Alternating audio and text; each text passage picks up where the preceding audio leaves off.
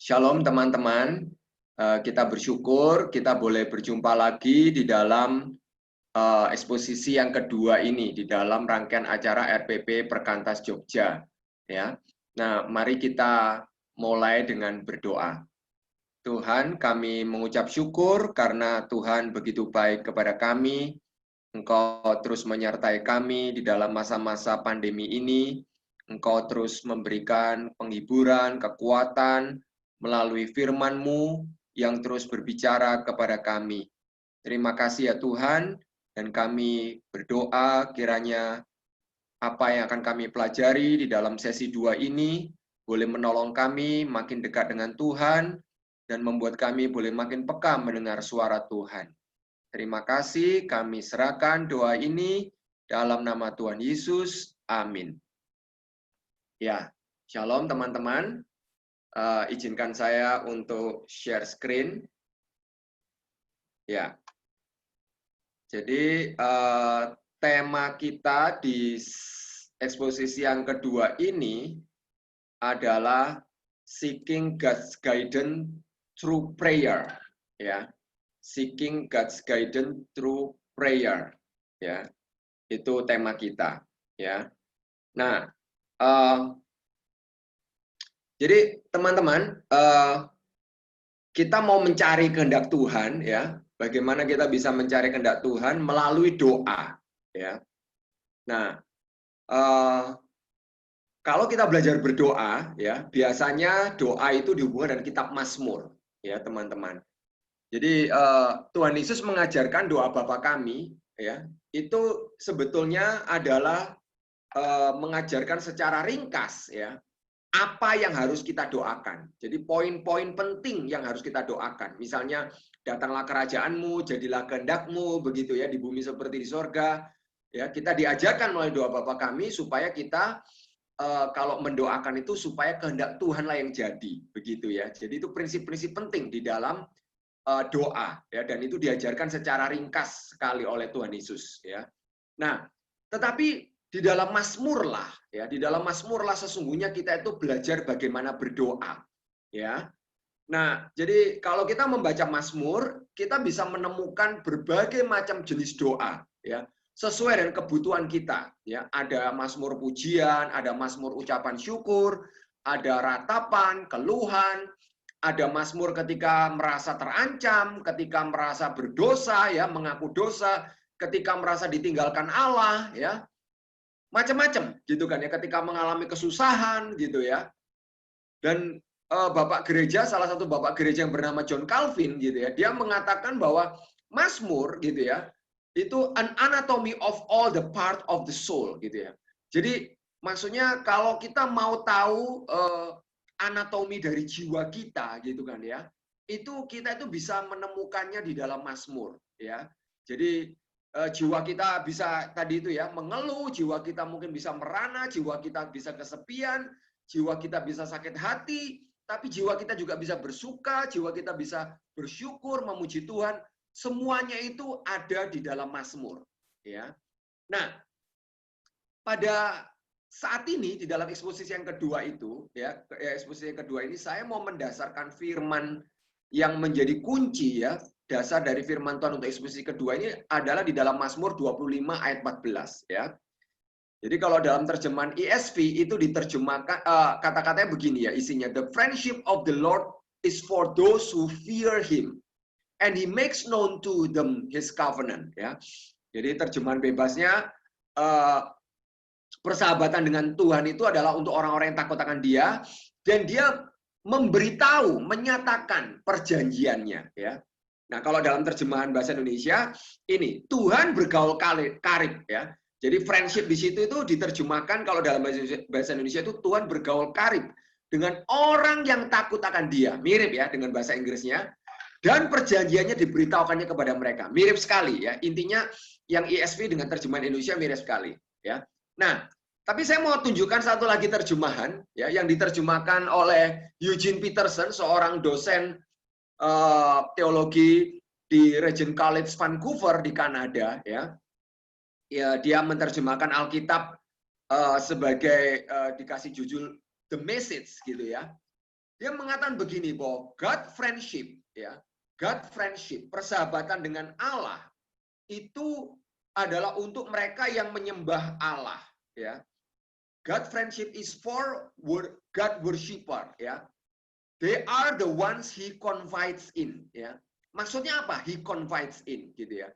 Ini menarik gitu, karena kalau teman-teman lihat kamus bahasa Inggris gitu ya, he confides in itu mengandung arti Allah menyatakan hal-hal yang personal, hal-hal yang begitu private ya, personal, private, hal-hal yang sangat rahasia ya, hal-hal yang ada di dalam perasaan Tuhan ya, pikiran Tuhan yang terdalam, yang itu biasanya itu dirahasiakan karena itu bersifat sangat-sangat personal, tetapi kepada teman-temannya, kepada sahabat-sahabat, yaitu orang-orang yang takut akan Tuhan, maka Tuhan itu justru menyatakan rahasianya, isi hatinya, hal-hal yang sangat personal, hal yang sangat intim itu dinyatakan oleh Allah, ya.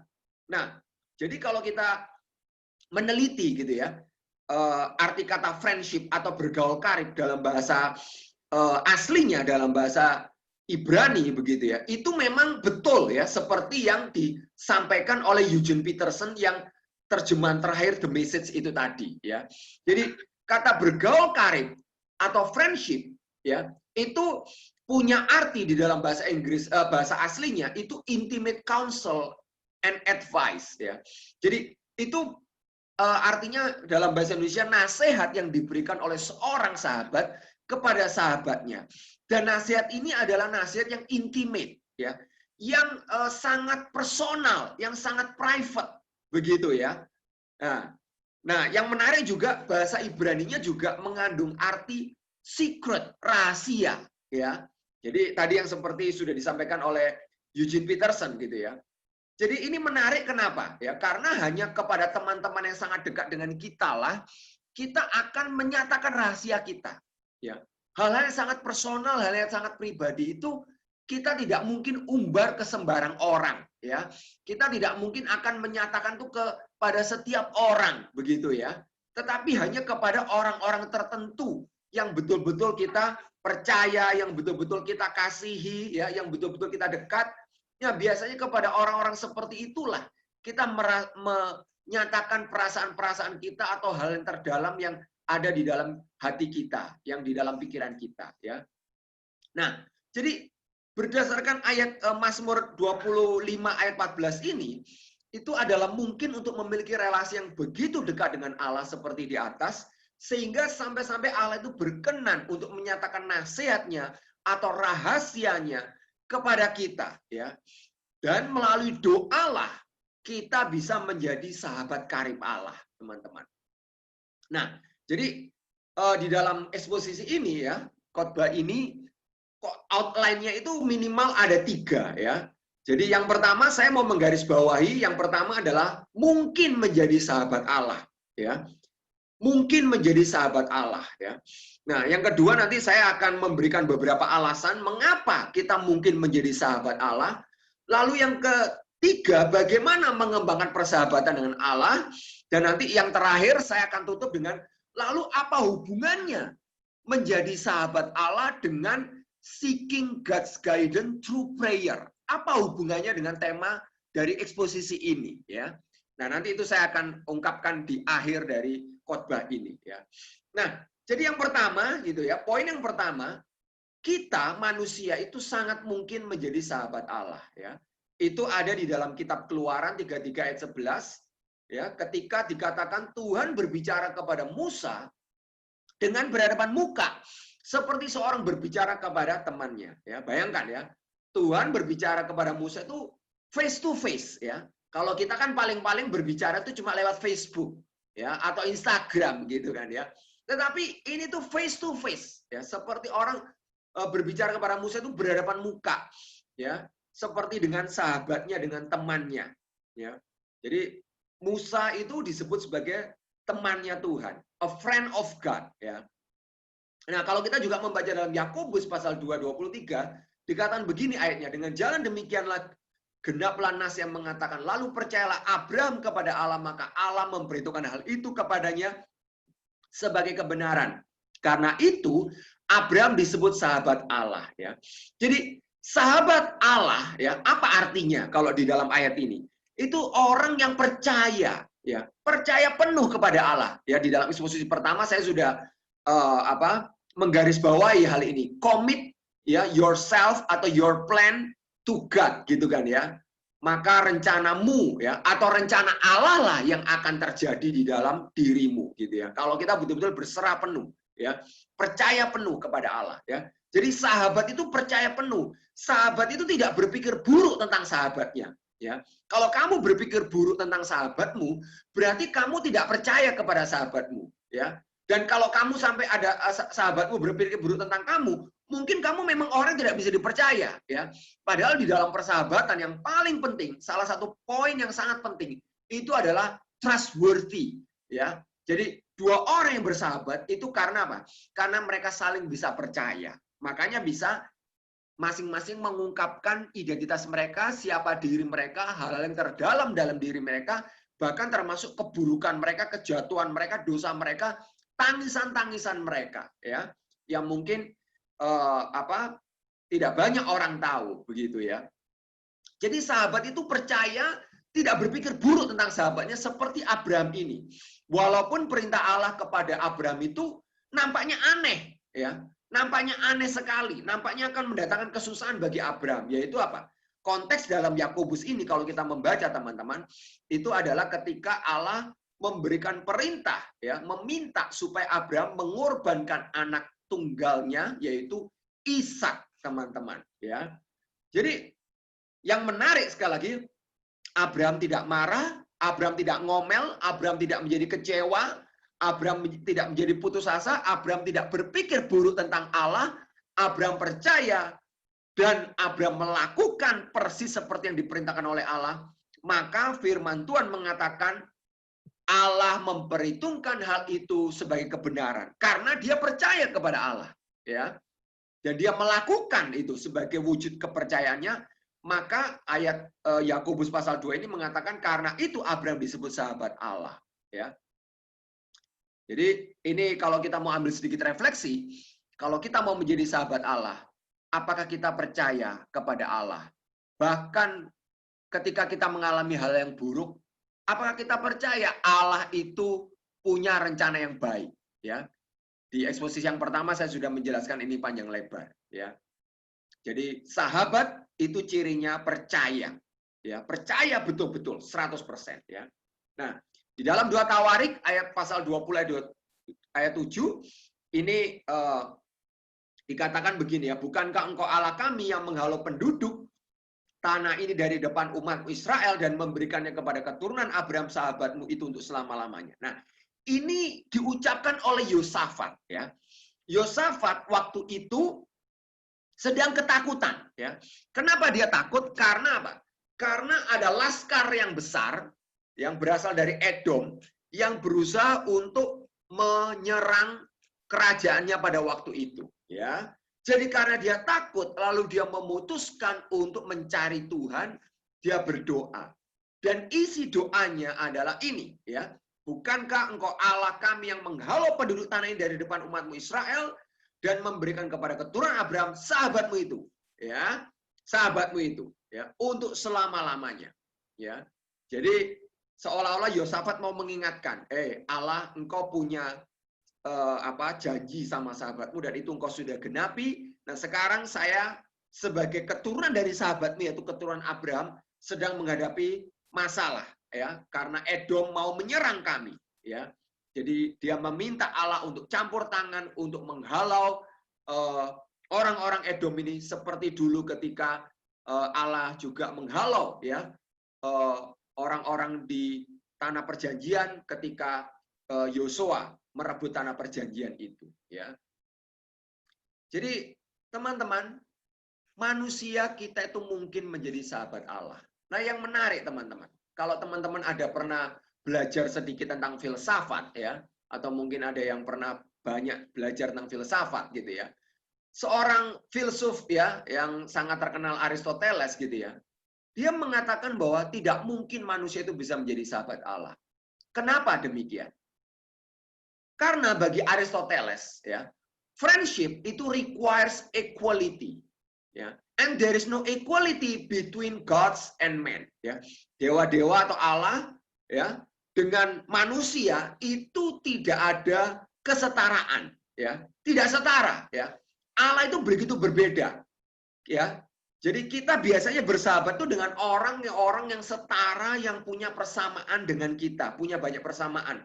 Misalnya persamaan cara berpikir, dalam hobi, status sosial yang sama, tingkat pendidikan yang sama, kita akan gampang nyambung, ya kan? Ya, tetapi kalau kita tidak selevel gitu ya, tidak banyak persamaan gitu ya, atau bahkan tidak ada persamaan sama sekali, agak susah kita untuk betul-betul bisa bersahabat. Biasanya seperti itu menurut Aristoteles, ya.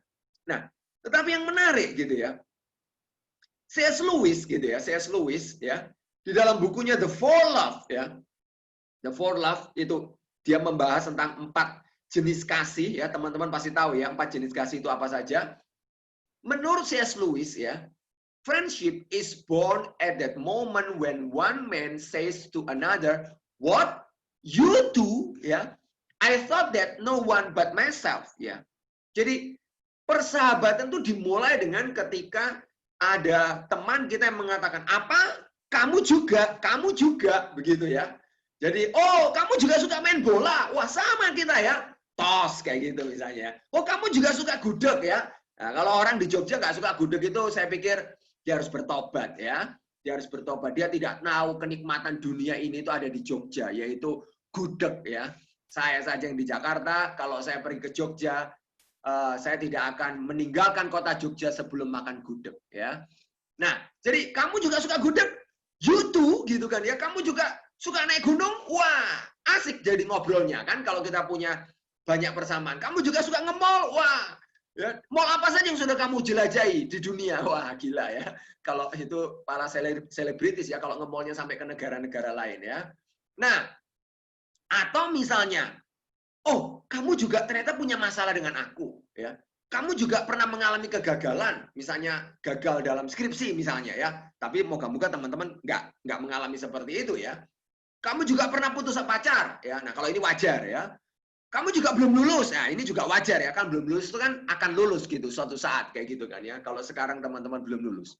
Nah, jadi orang yang belum lulus sama-sama dengan belum lulus ya, atau orang yang sama-sama pernah putus pacar pasti akan lebih gampang berteman ya.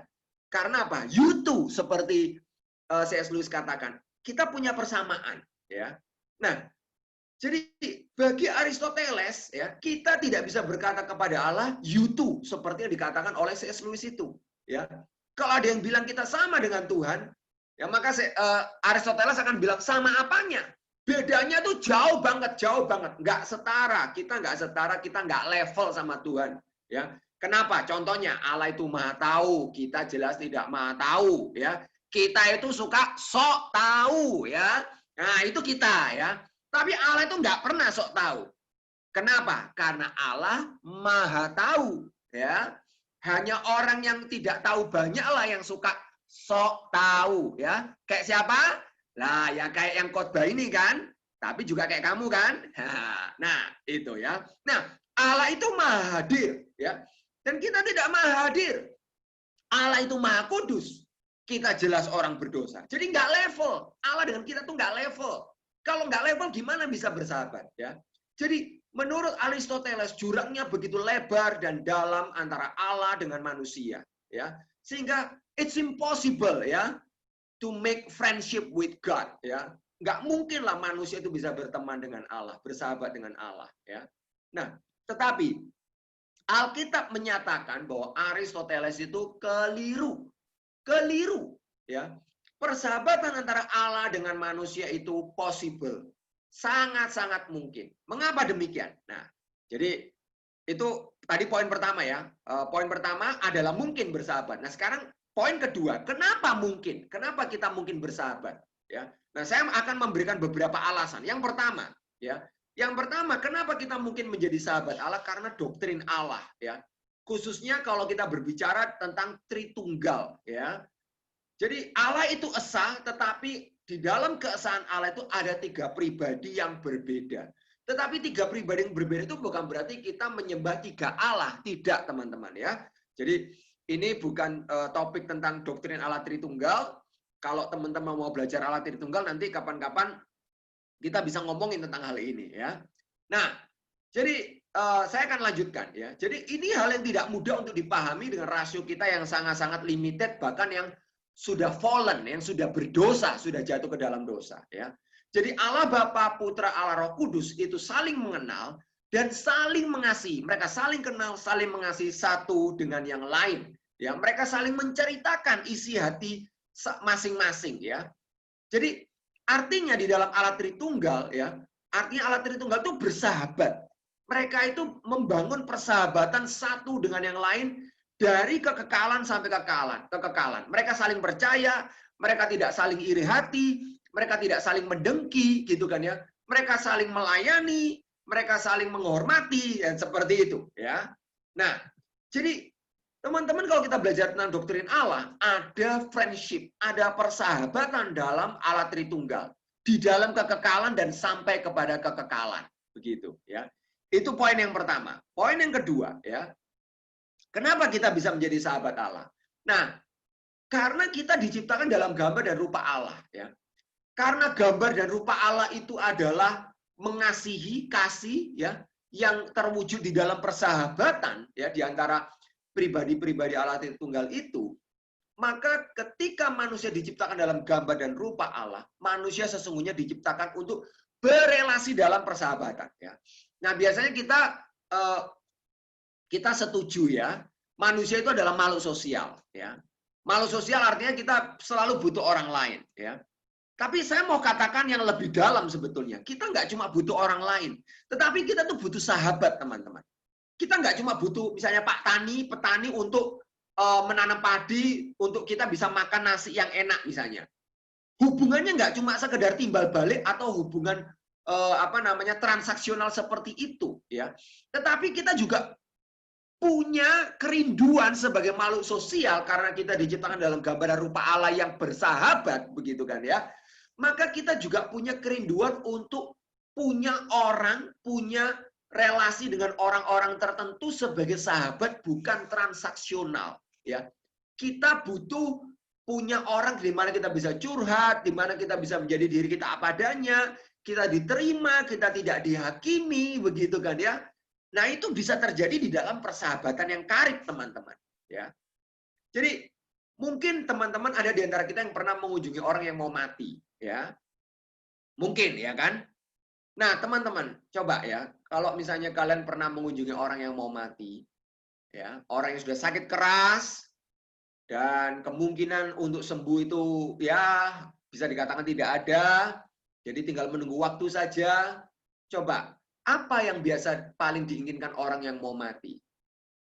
Coba kamu pikirkan, kalau kamu mau mati, ya moga-moga kita semua hidupnya masih panjang ya, umur kita masih panjang, moga-moga dan kita diberi kesehatan, dijauhkan dari COVID, begitu ya. Coba, apa yang paling diinginkan orang kalau mau mati? Coba apa? Ya, sayangnya kita nggak bisa ngomong dua arah ya, tapi nanti di sesi terakhir kita bisa bicara dua arah ya. Nah, teman-teman, kalau kalian pernah mengunjungi orang yang mau mati, orang yang mau mati itu biasanya tuh nggak akan ngomong begini. Saya mau kerja lebih keras, saya mau lebih lama di kantor, saya mau mengumpulkan uang lebih banyak lagi. Biasanya nggak ngomong begitu orang yang mau mati. Ya, itu yang ngomong kayak gitu tuh orang yang bukan orang yang mau mati kayak gitu ya. Itu mungkin kamu yang ngomong kayak gitu ya. Saya mau kerja keras, saya mau dapat uang yang lebih banyak gitu ya. Nah, biasanya yang diinginkan orang yang mau mati itu apa? Dia berharap, aduh, I wish I have more time with my wife, with my husband, with my kids, with my parents misalnya, with my loved one, with my friend, with my best friend ya. Jadi biasanya orang yang mau mati itu selalu berharap apa? Aduh, andai aku punya waktu lebih banyak dengan anakku, dengan suamiku, dengan istriku, dengan orang-orang yang aku kasih, dengan teman-teman baikku, ya. Selalu itu, ya. Dan itu artinya apa? Persahabatan, teman-teman. Ya. Betapa persahabatan itu adalah sesuatu yang sangat-sangat dirindukan. Ya, dan itu dibuktikan dengan orang kalau mau mati, yang dipikirkan itu adalah persahabatan. Ya. bukan yang lain. Ya, karena apa? Karena kita diciptakan dalam gambar dan rupa Allah yang adalah persahabatan itu tadi. Ya. Nah, yang ketiga, kenapa kita mungkin menjadi sahabat Allah? Itu karena inkarnasi dan kematian Kristus. Allah menjadi manusia di dalam Yesus, sehingga Allah tahu bagaimana rasanya menjadi manusia. Dan kemudian Yesus mati di kayu salib. Ya. Untuk apa dan untuk siapa Yesus mati di kayu salib? Ya.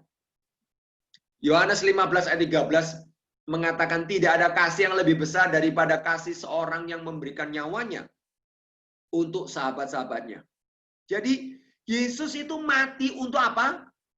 Untuk menunjukkan kasih yang paling besar yang dapat diberikan, yang dapat ditunjukkan untuk sahabat-sahabatnya, yaitu siapa? Kita, teman-teman.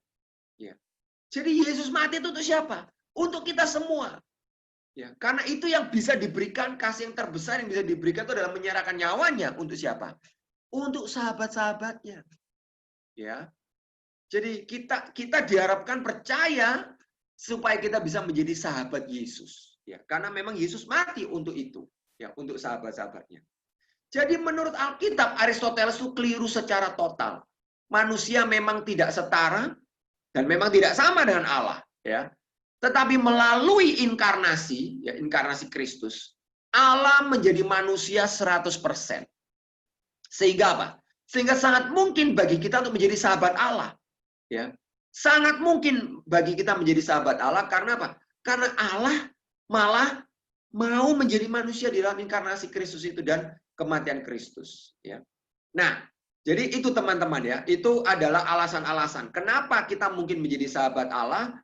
Yang pertama karena doktrin Allah, khususnya Allah Tritunggal. Yang kedua karena kita diciptakan dalam gambar dan rupa Allah yang adalah persahabatan itu. Dan yang ketiga karena Allah sendiri telah menjadi manusia dan telah mati untuk menebus dosa-dosa kita, sehingga kita yang percaya bisa menjadi sahabat-sahabatnya.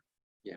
Nah sekarang, ya, poin yang ketiga, ya, bagaimana membina atau mengembangkan atau membangun friendship with God, persahabatan dengan Allah. Ya. Nah, yang pertama, poin pertama itu adalah ketaatan. Ya. Jadi ini di eksposisi pertama saya juga sudah singgung, ya. Dan sekarang ini saya juga singgung lagi, ya. Jadi dalam Yohanes 15 ayat 14 dikatakan, kamu adalah sahabatku jikalau kamu berbuat apa yang kuperintahkan kepadamu. Ini kata-kata Tuhan Yesus. Ya. Kamu adalah sahabatku. Ya. Itu kalau kamu berbuat apa yang kuperintahkan kepadamu. Ya. Mazmur 66 ayat 18 dikatakan, seandainya ada niat jahat dalam hatiku, tentulah Tuhan tidak mau mendengar. Atau Tuhan tidak mau bersahabat dengan kita. Ya. Nah, jadi kita bisa kehilangan intimasi dengan Allah. Ya. Persahabatan kita dengan Allah bisa rusak ketika kita tidak taat atau ketika ada niat jahat di dalam hati kita, ya. Jadi, teman-teman, ketaatan itu sangat penting karena apa? Karena itu akan memperdalam our intimacy with God, ya. Obedience deepens our intimacy with God. Dan itu artinya apa? Itu akan memperdalam, memperkuat persahabatan kita dengan Allah, ya. Dan tanpa itu tidak mungkin, ya. Jadi, kenapa sih ketaatan sangat penting dalam persahabatan kita dengan Allah? Ya, kenapa? Kalau kita mentaati Allah, maka kita akan bertumbuh makin serupa dengan Kristus. Saya ulangi, ya. Kalau kita belajar mentaati Allah, melakukan firman Allah, maka kita pasti akan bertumbuh makin serupa dengan Kristus. Dan inilah yang disebut sebagai bertumbuh dalam kekudusan. Ya, kita makin tidak serupa dengan dunia dan kita makin serupa dengan Kristus. Ya. Dan artinya kita akan makin mirip dengan Allah. Dan inilah yang biasa memang terjadi dalam persahabatan. Makin lama makin dekat kita bersahabat dengan seorang, biasanya kita itu akan menjadi makin mirip, cara berpikir kita makin mirip, ya kan? Kesukaan kita makin mirip, ya kan? Karena memang kita punya banyak persamaan dan itu makin memperkuat persamaan-persamaan itu, ya. Jadi dalam hal persahabatan dengan Allah, kita yang akan menjadi makin mirip Allah, ya. Bila kita mau mentaati firman Allah. Ya, saya ulangi, kalau kita bersahabat dengan Allah, kalau kita terus-menerus mau belajar taat kepada firman Tuhan, maka kita akan menjadi makin mirip Allah. Ya. Dan sekali lagi, persahabatan itu akan menjadi makin dalam dan makin kuat, teman-teman. Ya. Jadi Yesus sudah berusaha untuk menjadi serupa dengan kita, ya, melalui inkarnasi dan kematiannya. Nah, sekarang kitalah yang harusnya mengerjakan bagian kita untuk menjadi makin dekat dengan Dia, untuk menjadi makin serupa dengan Dia, dengan apa? Dengan mentaati firman-Nya. Jadi ini persahabatan yang timbal balik. Yesus sudah melakukan perannya, bahkan sampai mati, teman-teman. Ya. Dan kita ini belum sampai mati, teman-teman. Ya.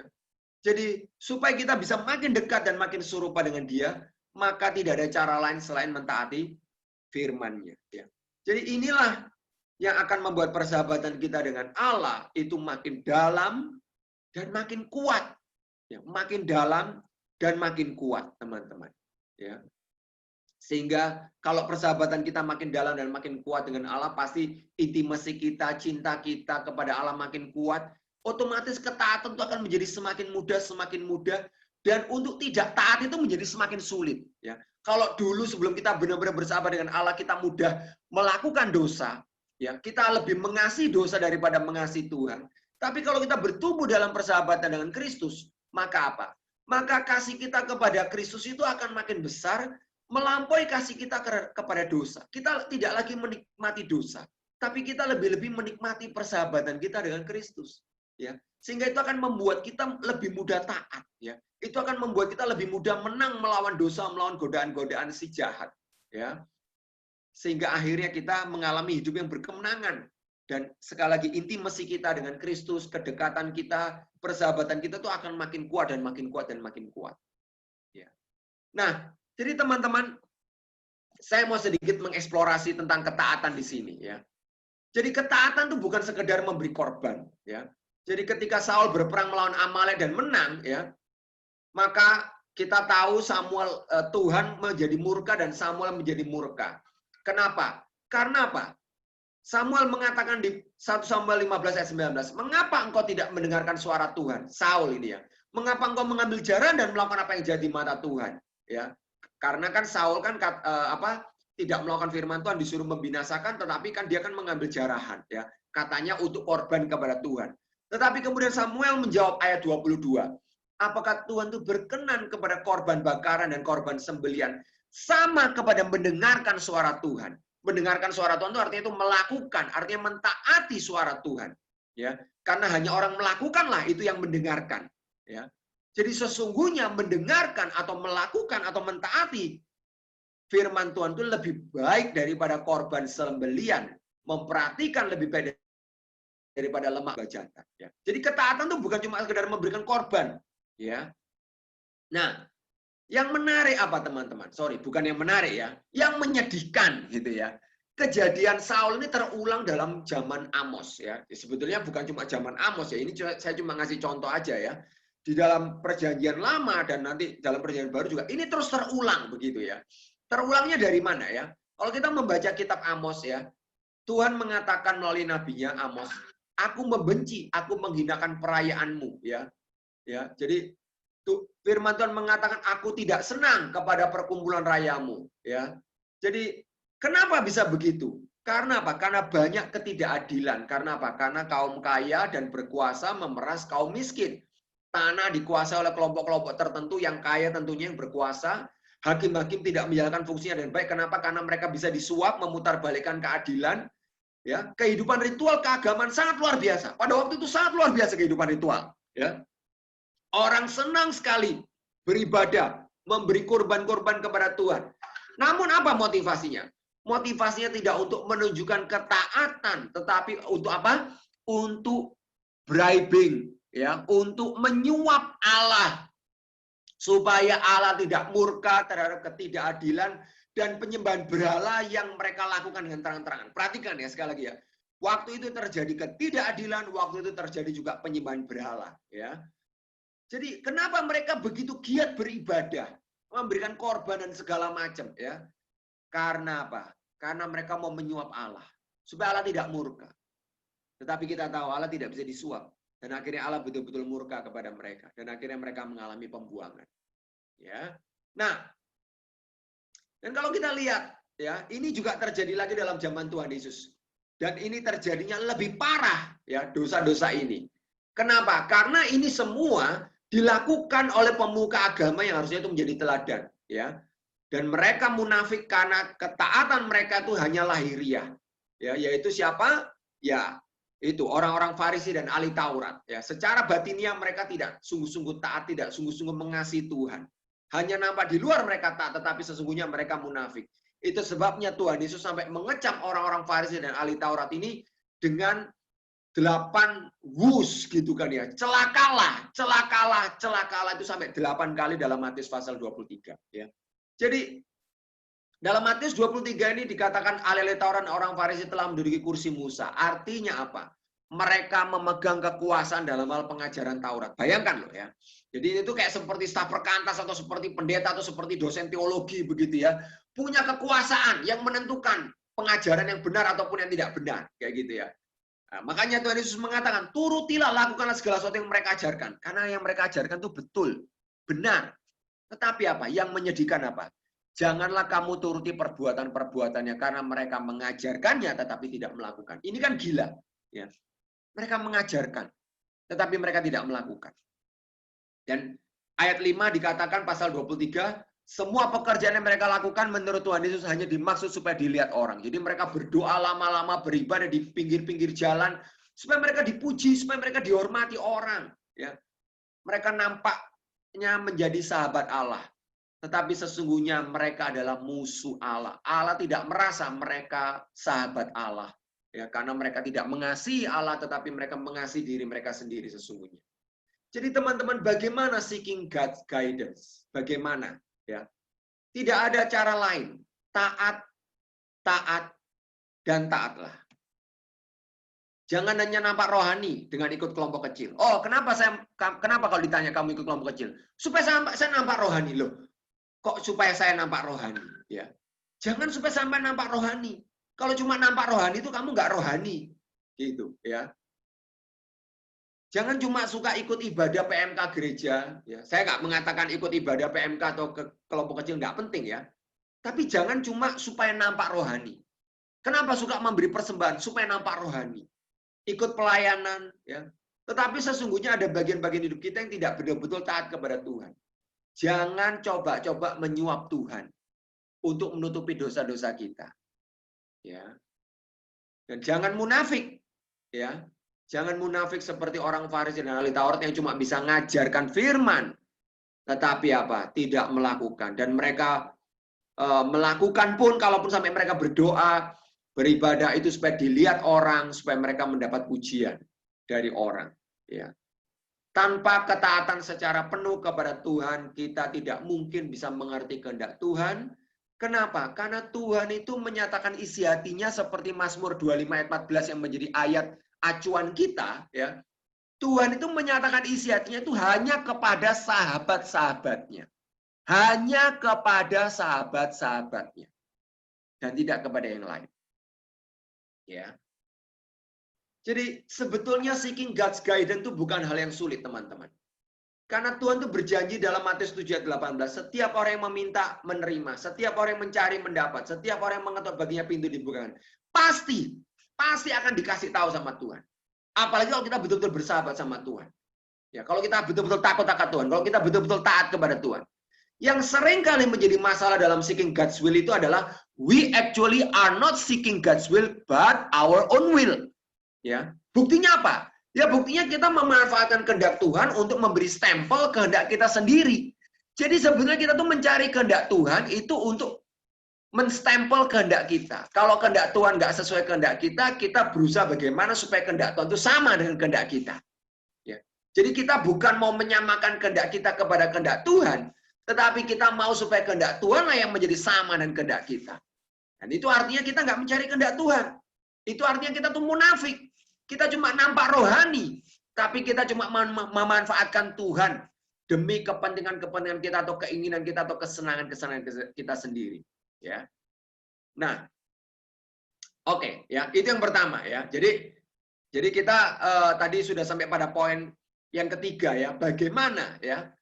Jadi yang pertama kan tadi kan adalah mungkin bersahabat dengan Tuhan. Yang kedua, mengapa kita mungkin ya? Kita sudah belajar itu ada 3 alasan. Lalu kemudian bagian yang ketiga adalah bagaimana mengembangkan persahabatan dengan Tuhan. Yang pertama, kita mengembangkan persahabatan dengan Tuhan dengan ketaatan kita. Ya. Yang kedua, mengembangkan persahabatan dengan Tuhan dengan percaya bahwa kita dibenarkan oleh iman. Kalau kita rindu menjadi sahabat karib Allah, mengalami intimacy with God, ya, seeking God's guidance, mengerti kehendak Allah, kita harus percaya pembenaran karena iman. Kita dibenarkan bukan karena perbuatan baik kita atau moralitas kita yang baik, bukan, ya. Jadi itu kalau pembenaran karena perbuatan baik atau karena moralitas itu seperti anak sulung ya di dalam kisah anak yang hilang dalam Lukas pasal yang ke-15 ya. Jadi pembenaran kita sepenuhnya adalah anugerah Allah melalui karya Kristus di kayu salib. Ya, saya ulangi. Pembenaran kita sepenuhnya adalah anugerah Allah melalui karya Kristus di kayu salib. Dan kita mencari kehendak Tuhan bukan supaya kita dibenarkan, bukan supaya diselamatkan, tidak loh. Ya. Jadi kalau ditanya, kenapa sih kamu mau mencari kehendak Tuhan? Supaya saya diselamatkan. Supaya saya diampuni dosanya. Loh, bukan teman-teman. Kita mencari kehendak Tuhan, kita seeking God's guidance atau God's will itu, karena kita sudah diselamatkan, kita sudah dibenarkan oleh karya Kristus. Bukan supaya dibenarkan atau supaya diselamatkan, itu malah keliru. Ya. Bila kita meyakini bahwa pembenaran adalah karena perbuatan baik kita, maka relasi dengan Allah, ya, relasi kita dengan Allah itu akan menjadi relasi yang menuntut, ya, yang isinya adalah tuntutan-tuntutan atau keputusasaan, ya. Kalau kita merasa sudah berbuat benar, giat melayani, giat membaca Alkitab, giat berdoa, kita akan menuntut Allah untuk berbuat baik kepada kita, untuk memberkati kita. Seperti siapa? Si sulung, ya. Jadi ketika ayahnya membuat pesta, dia kan marah, dia tidak mau masuk rumah. Tahu nggak kenapa? Dia bilang, loh aku itu lebih baik daripada si sulung. Tapi papa tidak pernah memberikan aku anak kambing untuk aku pesta dengan teman-temanku. Sementara ini anak bapak yang kurang ajar ini, bajingan yang hidup dengan pelacur, sudah menghabiskan uang bapak ini, malah dia pulang, kok malah diadakan pesta yang begitu besar, karena motongnya bukan anak kambing, tapi lembu tambun. Ya. Jadi dia merasa berhak. Ya. Tetapi apa?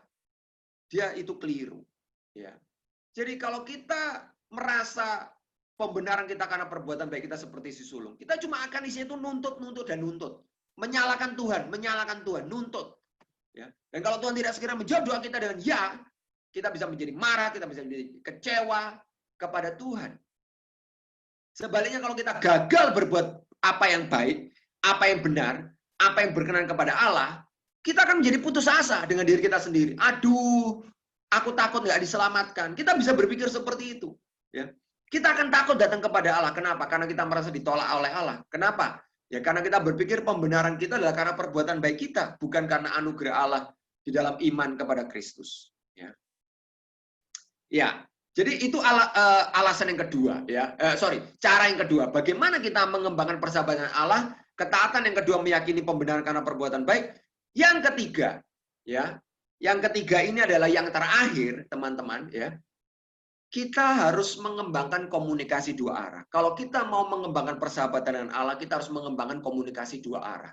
Kita tidak bisa menjadi sahabat Allah tanpa komunikasi dua arah. Doa itu apa, teman-teman? Doa itu adalah berkomunikasi dengan Allah. Tetapi melalui doa juga Allah berkomunikasi dengan kita. Nah, nanti kita akan jelas, kita akan lihat kayak gitu ya. Nah, sebenarnya pertanyaan bagaimana Allah berkomunikasi dengan kita? Bagaimana kita bisa mendengar suara Allah? Ya, memang doa ada waktunya satu arah. Ya, kita tahu doa ada waktunya satu arah. Khususnya ketika kita sedang berbeban berat, kita sedang berkeluh kesah, kita sedang berduka, mungkin kita ngomong terus begitu ya. Mungkin seperti Hana, kalian ingat ya Hana yang nggak punya anak lalu dia dibully, dihina-hina oleh madunya itu begitu ya. Sampai akhirnya Tuhan berbicara kepada dia melalui Imam Eli begitu ya, bahwa dia akan punya anak yang namanya Samuel ya. Nah, jadi ada waktunya doa itu memang satu arah, khususnya ketika kita sedang berbuat berat, kita ngomong terus ya, kita nggak betul-betul mau mendengar suara Allah. Tetapi doa yang benar itu harus komunikasi dua arah. Nggak bisa doa yang benar itu satu arah terus-menerus, cuma Allah yang terus kamu suruh dengerin. Nggak. Ya, itu bukan doa namanya ya. Jadi untuk membangun persahabatan dengan Allah, maka doa tidak bisa dan tidak boleh. Saya ulangi ya. Untuk membangun friendship with God, doa tidak mungkin dan tidak boleh hanya satu arah. Ya, kita nggak boleh ngomong terus. Dan kita sedikit waktu untuk mendengar. Ya, ini biasanya kesalahan banyak orang. Kita lebih senang ngomong daripada betul-betul mau mendengarkan Allah berbicara kepada kita. Jadi bagaimana kita mendengarkan suara Allah? Banyak orang berkata kita mendengar Allah dalam melalui apa yang Allah nyatakan dalam pikiran dan hati kita. Ya, Allah bisa berbicara, ya saya percaya, kita yakin, saya juga yakin ya. Allah bisa berbicara kepada kita dengan memberikan impresi-impresi tertentu, dorongan-dorongan tertentu yang kuat kepada kita. Misalnya, tiba-tiba kita merasa kita digerakkan oleh Tuhan untuk mendoakan seseorang. Dan ternyata betul orang itu pada jam itu, ya walaupun kita nggak tahu, mungkin kita jauh dari orang itu, ternyata orang itu mungkin sedang ada dalam masalah. Ya, dan Allah mengingatkan kita untuk mendoakan orang itu, dan kita doakan, dan orang itu mendapat kekuatan, ya, karena Tuhan memakai kita untuk mendoakan orang itu. Mungkin nggak seperti itu? Oh, itu sangat-sangat mungkin sekali, ya. Dan banyak orang mengalami itu, dan itu betul, gitu ya. Atau misalnya kita diarahkan oleh Tuhan, kita punya impresi dorongan yang kuat, memilih A, jangan memilih yang B sebagai pasangan hidup. Ada orang-orang seperti itu, ya. Dapat impresi dari Tuhan, jangan cowok yang ini, yang itu aja, atau jangan cewek yang ini, yang itu aja. Misalnya seperti itu, ya. Dan kita yakin itu pimpinan dari Tuhan, dan memang betul, ya. Nah, atau mungkin Allah seperti menggerakkan kita untuk meninggalkan satu pekerjaan, padahal mungkin pekerjaan itu sudah sangat baik dan mungkin cari pekerjaan yang lain. Misalnya seperti itu. Jadi Allah memang bisa berbicara kepada kita dan impresi-impresi atau dorongan-dorongan yang kuat di dalam hati kita, ya. Itu benar, ya. Saya tidak mengatakan itu salah. Itu benar bisa terjadi. Tetapi, ini yang saya mau garis bawahi, ya. Tetapi kita harus very careful. Kita harus berhati-hati karena apa? Karena apa yang terlintas atau dorongan dalam hati kita itu bisa keliru, ya. Bisa keliru, bisa bukan dari Allah. Bisa bukan berasal dari Allah, tetapi dari harapan-harapan kita atau ekspektasi kita yang terlalu tinggi mungkin. Contohnya siapa? Nah, ini teman-teman bisa cari sendiri di internet, ya. Ini pengarangnya Amy K. Hall, ya, itu ada fotonya di situ, ya. Ini dia menulis tentang orang yang bernama Wayne Whitefield was mistaken about the voice of God. Kalian bisa cari searching di internet sendiri, ya. Siapakah Whitefield ini? Whitefield ini George Whitefield, dia ini adalah seorang pengkhotbah besar dari Inggris. Dia ini sejaman dengan John Wesley. Ya, George Whitefield ini yang mendirikan gerakan Metodis bersama-sama dengan John Wesley sekitar tahun 1700-an. Ya. Nah, George Whitefield ini, ya, pernah salah mendengar suara Tuhan. Ya, ceritanya bagaimana? Nah, jadi kan dia kan menikah dengan istrinya, ya, tentunya dia menikah dengan istrinya, ya, namanya Elizabeth, ya. Nah, kemudian istrinya melahirkan seorang anak laki-laki dan dia senang sekali. Nah, lalu dia kemudian memberikan nama anak itu John, ya. Itu dari tokoh John the Baptist, ya, Yohanes Pembaptis, ya. Nah, waktu ada pertemuan dengan jemaat begitu, waktu ada ibadah begitu, ya, dia memberikan kesaksian. Kenapa saya memberikan nama anak saya Yohanes, dari Yohanes Pembaptis, ya, John the Baptist? Itu karena saya mendengar, dia bilang, saya mendengar suara Tuhan. Saya mendapat impresi dari Tuhan bahwa apa? Anak ini akan menjadi pengkhotbah besar. Ya, anak ini akan menjadi pengkhotbah besar. Saya mendengar Tuhan berbicara, anak ini akan menjadi pengkhotbah besar. Makanya saya kasih nama dia John, Yohanes. Ya. Nah, tahu nggak apa yang terjadi, teman-teman? Kira-kira 4 bulan kemudian, John meninggal. Anak itu mati. Ya. Dan singkat cerita, akhirnya George Whitefield mengakui kesalahannya. Saya telah salah mendengar suara Tuhan. Ya. Sebetulnya yang saya dengar itu adalah ekspektasi saya, harapan saya, kerinduan saya supaya anak saya menjadi pengkhotbah seperti saya. Ya. Saya telah salah mendengar suara Tuhan. Itu pengakuan pengkhotbah besar, teman-teman. Ya, ini bukan orang sembarangan. Ya. Nah, jadi teman-teman, bagaimana sebetulnya Allah itu berbicara? Nah, saya mau menggarisbawahi pada saat ini dalam sesi eksposisi yang kedua ini. God speaks mainly through His word. Ini pegang baik-baik, teman-teman. Ya, Allah itu berbicara yang utama, ya, yang pertama dan yang terutama. Ya, saya garisbawahi. Yang pertama dan yang terutama adalah melalui firman, kitab suci. Ya.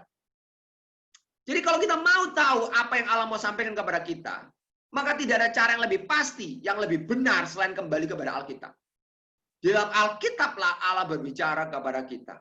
Ya.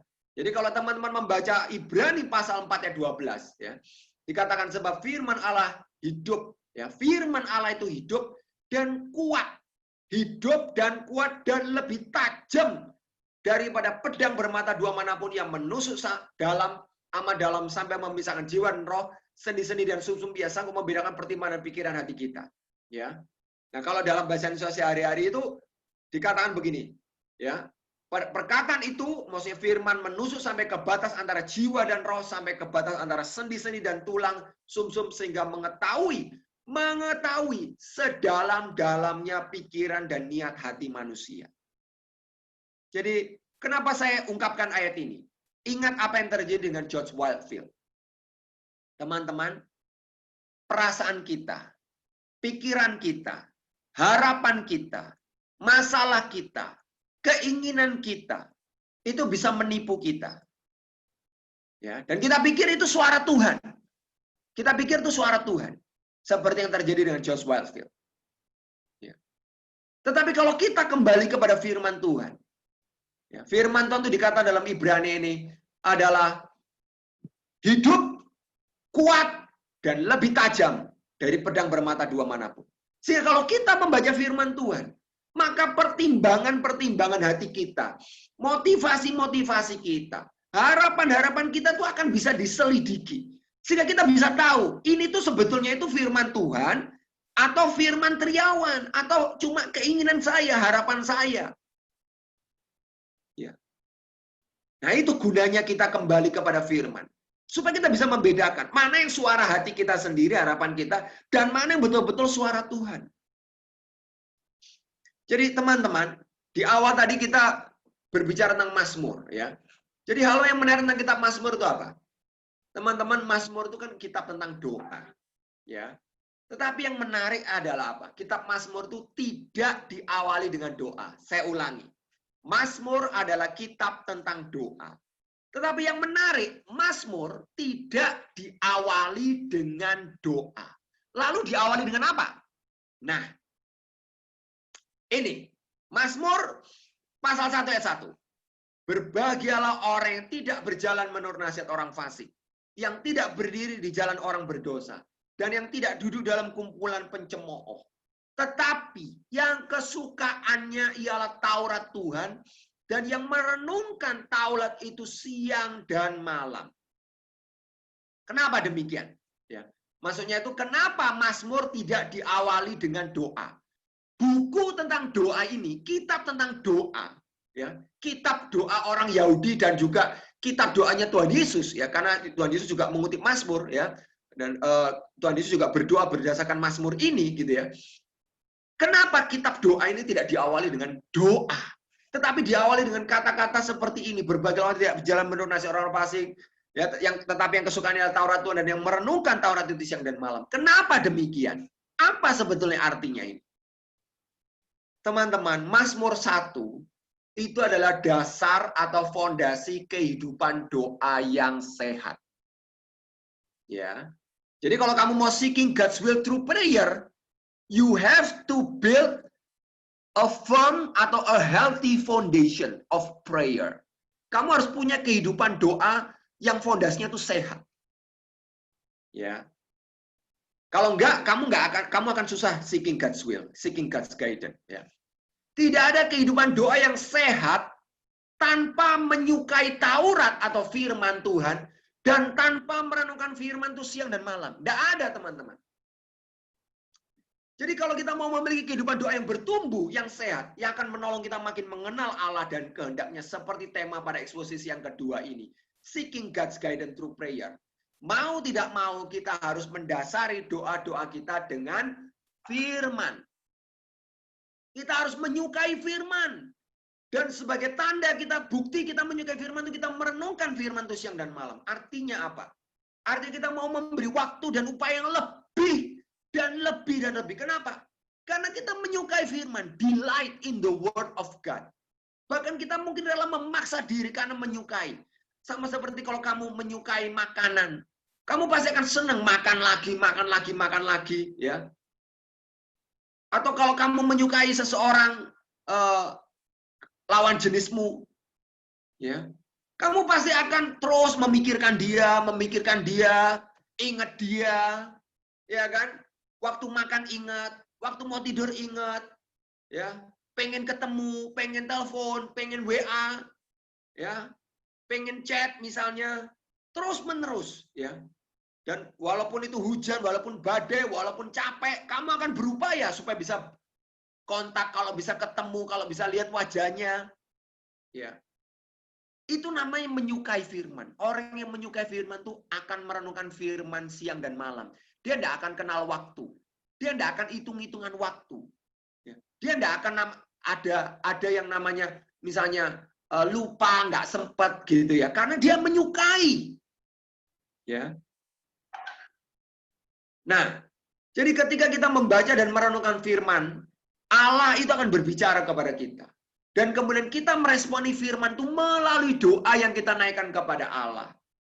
Dan respon kita kepada Allah di dalam doa itu bukan hanya berdasarkan perasaan kita, atau kebutuhan kita, atau masalah kita, tetapi yang terutama respon doa kita kepada Allah itu berdasarkan firman yang Allah sampaikan lebih dulu kepada kita. Nah, saya kasih contoh Mazmur 42 ya. Jadi kalau kalian membaca Mazmur 42 ya, dalam Mazmur 42 itu kan pemazmur itu kan mengatakan, mengapa engkau tertekan hai jiwaku, ya.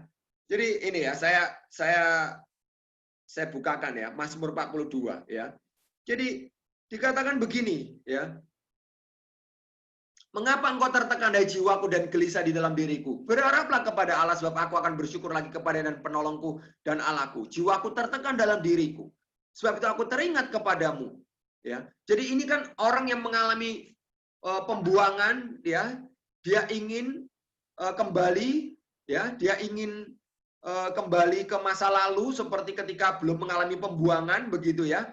Nah, tetapi apa? Dia kan ada di negeri orang. Dia tidak bisa beribadah di bait suci. Ya. Nah, yang menarik apa? Yang menarik adalah dia mengakhiri Mazmur 42 ini dengan mengapa engkau tertekan hai jiwaku? Jiwanya masih tertekan nggak? Masih. Masalahnya selesai nggak? Belum selesai. Tetapi apa? Dia mengatakan kepada jiwanya, berharaplah kepada Allah. Sebab aku bersyukur lagi. Bahkan nggak cuma berharap, tapi aku bersyukur lagi kepadanya, penolongku dan Allahku. Ya. Dia meyakini Allah itu penolongnya dan Allahnya. Walaupun pertolongannya belum nampak. Jadi maksudnya apa? Kalau kita berdoa berdasarkan Mazmur ini, ya, maka kita akan menjadi orang yang bisa terus berharap kepada Allah di tengah situasi menekan. Ketika situasi kita tidak berubah, ketika kondisi kita mungkin makin memburuk, kita bisa tetap mengakui dengan jujur. Mengapa engkau tertekan hai jiwaku? Jiwaku memang masih tertekan. Ya. Tetapi apa? Tetapi itu tidak membuat dia lari dari Tuhan. Tapi justru dia tetap berharap. Dia mendorong jiwanya, ayo berharap kepada Allah. Ayo bersyukur kepada Allah. Ya. Jadi kalau kita hanya ketika kita tertekan, terus kita nggak baca firman, terus kita cuma ngomong aja kepada Tuhan, lama-lama kita bisa putus asa. Ya.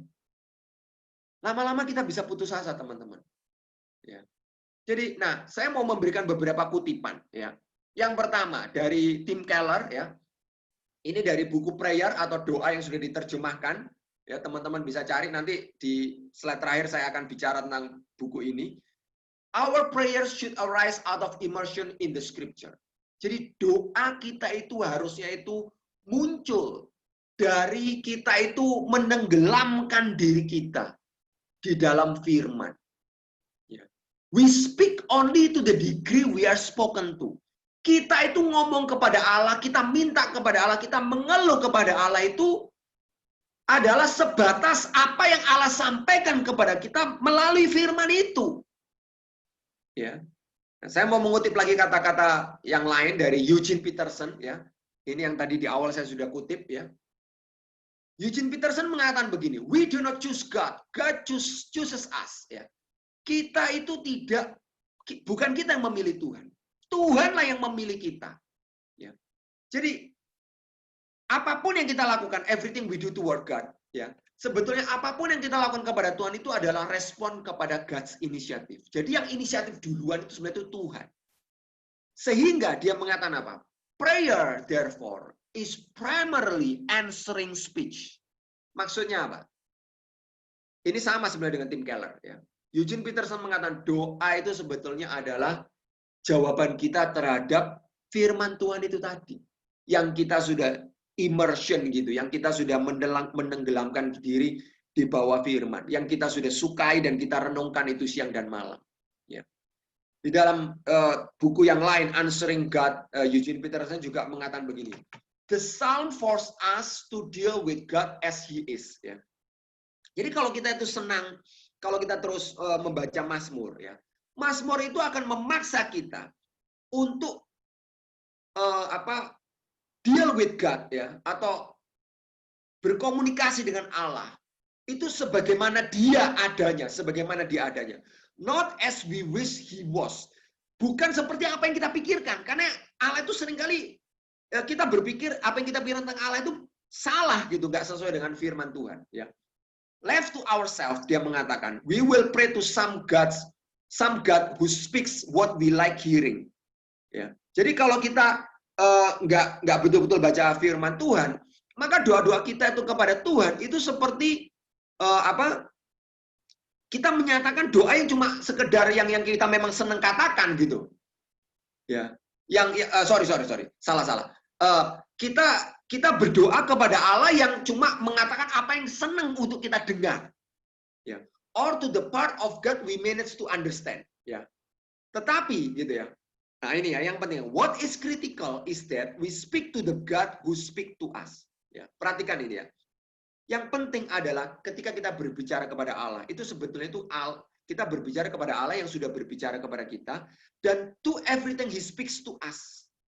Nah, the Psalms train us in that conversation. Mazmur itulah yang akan mentrain kita, melatih kita untuk meresponi Allah. Allah berbicara kepada kita melalui firman, salah satunya tentunya melalui Mazmur, dan kita meresponi Allah berdasarkan firman itu tadi. Ya.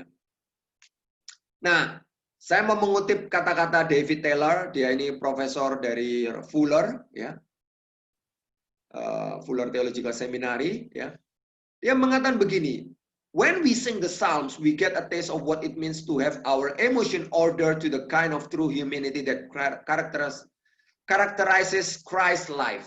Maksudnya, ketika kita membaca Mazmur, ketika kita menyanyikan Mazmur, maka intinya itu emosi-emosi kita tadi itu gelisah, patah hati, putus asa, marah, kecewa, stres, tertekan, semuanya itu akan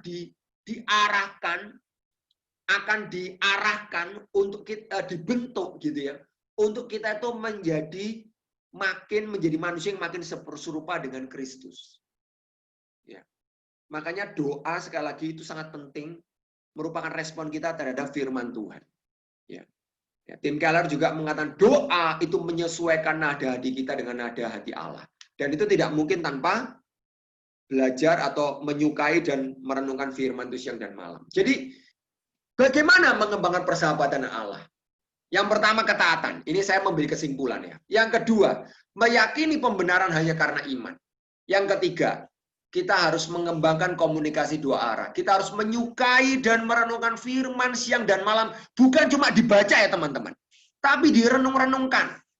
Sekali lagi, seperti kalau kamu mengingat pacarmu. Kamu terus ingat kebaikannya, kasihnya. Kamu terus ingat. Jadi merenungkan firman itu terus itu. Diingat-ingat firman, diingat. Kalau perlu dihafalin, diingat. Ya. dibaca-baca lagi, direnung-renungkan lagi, dikunyah, ya. Apa ini artinya? Tuhan mau berbicara apa? Terus seperti itu, ya. Merenungkan tuh nggak bisa cuma sekali dua kali, ya. Terus begitu ya. Karena doa itu apa? Karena doa merupakan respon terhadap firman. Inilah komunikasi dua arah. Dan inilah friendship with God. Jadi Allah itu sudah pasti mendengarkan kita. Allah tidak mungkin tidak mendengarkan kita. Pertanyaannya, kalau kita mau seeking God's guidance through prayer, apakah kamu mendengarkan Allah? Ya. Apakah kamu menyukai firman dan merenungkannya siang dan malam? Ya, nggak cuma waktu KTB, nggak cuma waktu saat teduh. Jadi teman-teman, tema eksposisi 2 ini adalah seeking God's guidance through prayer. Jadi bagaimana kita bisa mencari kehendak Allah melalui doa? Jadilah sahabat Allah. Saya masuk bagian terakhir. Saya mau memberikan kesimpulan sekarang. Kenapa saya berbicara tentang hal ini? Apa hubungannya semua ini? Persahabatan Allah dengan seeking God's guidance through prayer. Jadilah sahabat Allah, teman-teman. Dengan mentaati Allah. Dengan meyakini pembenaran karena iman. Dengan menyukai firman dan merenungkan firman itu siang dan malam. Jangan sekedar mencari kehendak Allah, saya garis bawahi ya. Jangan sekedar mencari kehendak Allah tanpa bertumbuh menjadi sahabat karib Allah. Allah bukan hanya mau menyatakan kehendaknya kepada kita. Sekali-sekali. Kalau kita butuh, kita tanya, ya sudah. Kalau kita nggak butuh, kita nggak tanya. Gitu ya. Enggak. Allah mau bersahabat dengan kita terus-menerus. Allah mau kita menjadi sahabatnya terus-menerus. Nggak cuma sekali dua kali. Kita butuh mencari kehendak Allah, kita nggak butuh mencari kehendak Allah. Allah mau kita terus bersahabat dengan Dia, membangun persahabatan dengan Dia. Ya, teman-teman, persahabatan dengan Allah, ya, ini sebelum saya tutup ya. Kalau kita membaca dari Kejadian pasal 18 ayat 17, itu ada yang menarik, teman-teman. Ini adalah cerita tentang Tuhan. Ya, Tuhan berbicara, apakah aku akan menyembunyikan kepada Abraham apa yang hendak kulakukan ini? Ya. Kenapa? Karena waktu itu kan Allah mau menghukum Sodom dan Gomora. Dan Allah itu sampai mengatakan, apakah aku akan menyembunyikan kepada Abraham yang hendak kulakukan ini? Karena kan apa? Karena kan ini kan sahabatku. Ya, apakah aku harus sembunyikan? Sampai jadi teman-teman, kalau kita berpikir Allah itu suka menyembunyikan kehendaknya, Allah itu tidak suka menyatakan kehendaknya, kok mencari kehendak Allah itu kok sulit sekali ya? Teman-teman, Allah itu tidak suka menyembunyikan kehendaknya kepada sahabat-sahabatnya. Ya. Yohanes 15 ayat 15 katakan, aku tidak menyebut, ini kata-kata Tuhan Yesus, aku tidak menyebut kamu lagi hamba, sebab hamba tidak tahu apa yang diperbuat oleh tuannya, tetapi aku menyebut kamu sahabat. Karena apa? Karena aku telah memberitahukan kepadamu segala sesuatu yang telah aku dengar dari Bapakku. Perhatikan ya. Aku tidak menyebut kamu lagi hamba, aku menyebut kamu sahabat. Karena aku telah memberitahukan kepada kamu segala sesuatu yang telah aku dengar dari Bapakku. Bagaimana cara Tuhan memberitahukannya? Ya melalui firman Tuhan itu, melalui Alkitab. Ya. Dan itu sudah disampaikan semuanya kepada kita. Ya. Melalui Alkitab. Ya. Jadi teman-teman, kalau kita bertumbuh dalam persahabatan dengan Allah, kalau kita menyukai firman, ya, dan merenungkan firman itu siang dan malam, maka saya percaya doa-doa kita itu akan seperti ayat 16 ini, Yohanes 15 ayat 16. Bukan kamu yang memilih aku, tetapi aku yang memilih kamu. Memilih apa? Untuk menjadi sahabatnya. Dan kita sebagai sahabat Kristus, kita ditetapkan supaya kita apa? Pergi dan menghasilkan buah, dan buahmu itu tetap. Supaya apa yang kamu minta kepada Bapa dalam namaku, diberikannya kepadamu. Seorang sahabat akan minta apa? Kita akan minta apa yang menyenangkan sahabat kita. Kita nggak akan minta apa yang sekedar menyenangkan hati kita. Kita nggak akan minta apa yang sekedar menguntungkan hati kita, menguntungkan diri kita sendiri. Tapi kita akan terus memikirkan apa yang terbaik untuk sahabat kita. Dan kamu tahu apa yang diinginkan oleh sahabat kita. Apa yang diinginkan oleh Kristus, sahabat terbaik kita. Ya. Kristus menginginkan kita untuk berbuah. Kristus menginginkan kita untuk menjadi berkat. Ya, apalagi di tengah pandemi ini, di mana ada begitu banyak orang berduka, begitu banyak orang kesusahan. Kristus mau kita menjadi berkat. Apa yang kamu doakan? guidance seperti apa, pimpinan Tuhan seperti apa, kehendak Tuhan seperti apa yang ingin kamu doakan. Itu sudah jelas. Allah meminta supaya kamu berbuah, dan buahmu itu tetap. Ya, apa yang kamu minta, kamu pasti akan diberi. Kalau kamu mintanya sesuai dengan kehendak sahabatmu. Yaitu apa? Supaya kalau kamu pacaran, ya kamu mintanya begini, Tuhan, aku mau pacaran. Bukan sekedar supaya kamu nggak kesepian, tapi biarlah melalui pacaran aku bisa berbuah. Aku mau studi lanjut, biarlah melalui studi lanjut ini aku bisa berbuah. Aku mau bekerja, biarlah melalui pekerjaannya aku bisa berbuah. Kamu akan lebih mudah mengerti kehendak Tuhan kalau kamu berdoa seperti firman Tuhan katakan. Jadi teman-teman, sebagai penutup ya, dari tadi dibilang mau tutup kok nggak tutup Kak Triawan ya. Ini nih ya, tenang ya, tenang. Jadi saya sangat menyarankan teman-teman membaca buku Timothy Keller, judulnya Prayer atau Doa. Ini sudah diterjemahkan. Tapi sebetulnya kalau teman-teman mau yang lebih bagus, baca yang bahasa Inggris. Sebenarnya saya menyarankan itu ya. Kalian bisa download di Google Playbook, itu ada gitu ya. Cuma memang harganya agak, memang lebih mahal dari yang bahasa Indonesia. Nah, kalau kita bertumbuh sebagai sahabat Allah, ya, maka kita akan makin kagum akan Allah dan makin intim dengan Allah. Perhatikan ya, Tim Keller menulisnya itu experiencing awe and intimacy with God. Menarik ya, karena doa di sini tidak hanya bagi Tim Keller, doa itu nggak cuma sekedar seeking God's guidance. Itu betul, itu penting. Dan Allah pasti akan guide kamu. Tetapi doa itu bagi Tim Keller, yang penting itu apa? Experiencing awe and intimacy with God. Ya, jadi artinya apa? Kalau kamu membangun kehidupan doa sebagai sahabat Tuhan, kamu akan makin kagum. Ku kagum hormat akan kau. Kamu akan mengalami keindahan Tuhan, keagungan Tuhan, kebesaran Tuhan. Ya. Dan kamu akan makin tidak kagum dengan apapun yang di dunia ini, teman-teman. Kamu nggak akan mudah jatuh ke dalam dosa. Ya. Kamu makin kagum dengan Tuhan, dan kamu akan makin bertumbuh dalam intimacy with God. Ya. Doa itu fokusnya Tuhan, bukan diri kita sendiri. Sehingga mencari kehendak Allah itu bukan sesuatu yang sulit. Kalau kamu makin kagum akan Tuhan, kamu makin intim dengan Tuhan sekali lagi ya, nggak sulit mencari kehendak Tuhan. Karena Tuhan nggak suka merahasiakan kepada sahabat-sahabat. Allah akan menyatakan rahasianya kepada kita, sahabat-sahabat, dan Allah sudah menyatakan, saya katakan sudah menyatakan melalui apa? Firman. Pertanyaannya, apa kamu menyukai firman? Sejauh mana kamu menyukai firman? Dan sejauh mana kamu merenungkan firman siang dan malam? Ya, ini adalah waktu untuk refleksi dan rekomit. Teman-teman bisa merenungkan ini, ambil waktu ya. Nggak usah buru-buru. Hal-hal atau prinsip kebenaran apa yang Allah nyatakan kepadamu melalui bagian firman ini, lalu dalam satu hal apa Allah ingin engkau bertumbuh atau berubah, walaupun mungkin nggak mudah, baik secara individu maupun di dalam kelompok kecil, secara kelompok. Ya, jadi saya berharap ini penerapannya nggak cuma individu, tetapi bersama-sama dalam kelompok juga coba kalian ambil satu penerapan. Dan satu aplikasi konkret apa yang akan engkau lakukan, baik sebagai individu atau sebagai kelompok, supaya engkau makin bertumbuh sebagai sahabat Allah. Ya. Demikian yang bisa saya sampaikan. Kiranya ini boleh menjadi berkat bagi kita. Mari kita tutup dalam doa.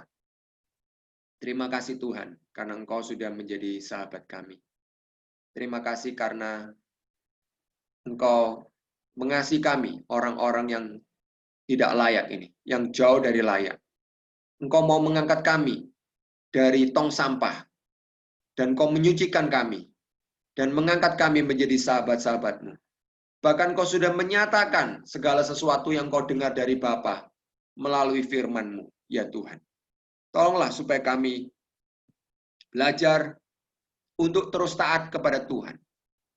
Tolonglah supaya kami belajar untuk terus meyakini pembenaran atau keselamatan karena iman di dalam Kristus. Dan tolonglah kami, supaya kami juga boleh terus mengembangkan komunikasi dua arah. Bukan hanya kami terus yang berbicara, tetapi biarlah kami juga menyukai dan merenungkan firman Tuhan. Karena melalui itulah Tuhan berbicara kepada kami. Supaya akhirnya doa-doa kami, kerinduan kami, keinginan kami, pikiran kami, emosi kami, semuanya boleh diarahkan, boleh dibentuk oleh firman. Sehingga akhirnya kami boleh berdoa sesuai dengan firman. Sehingga doa kami akan menyenangkan hati Tuhan. Akan sesuai dengan firman. Dan doa-doa kami akhirnya boleh dikabulkan karena kami sudah berdoa seturut dengan kehendak Tuhan. Terima kasih ya Tuhan. Biarlah setiap kami yang mengikuti RPP ini boleh mengalami perjumpaan dengan Tuhan, mengalami intimasi dengan Tuhan, bertumbuh di dalam persahabatan dengan Tuhan, sehingga mereka akan boleh mengalami bahwa Tuhan sungguh-sungguh senang untuk menyatakan rahasia kehendak-Mu kepada kami. Kalau kami takut akan Tuhan. Dan kalau kami terus bertumbuh sebagai sahabat-sahabat-Mu ya Tuhan. Terima kasih. Kami bersyukur, kami serahkan doa kami dan seluruh rangkaian acara RPP ke dalam tangan kasih-Mu. Dalam nama Tuhan Yesus. Amin.